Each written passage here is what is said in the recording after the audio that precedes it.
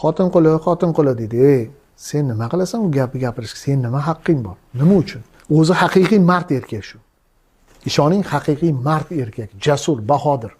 Lekin ayoli uni qo'rqitayotgandek bo'lib, bunda biri o'zini yo'liga solgandek ko'rinadi, lekin u erkak nikohdagi qabul qildim degan so'ziga sadoqat bilan muomala qilyapti ayoli. U er kishi seni xotin qo'li degan gapingga ishonib, guldek ayoli 3 ta farzandidan kechib ketish kerakmi? Sen otalik qilasan? Yo'q. U tanlov bo'lgan. Alloh farzand bergan, endi yashash kerak. Mana shu payg'ambarimiz sollallohu alayhi vasallam hattoki ayollarning erkaliklarini ko'targanlar. Hazrati Oysha onamiz radhiyallohu anha aytadilarki, kunlardan bir kuni habaslar bir sahnaga o'xshagan joyda tomosha ko'rsatardi. Men Rasulullohning yelkalariga dahanimni qo'yib uni kuzatib turardim. Ko'rib turimizda Rasululloh aytdilar, "Ko'rib bo'ldingmi Oysha?" dedilar. Shunda Oysha onim yana ozgina ko'raydi. Yana birozdan keyin so'radilar, "Ko'rib bo'ldingmi?"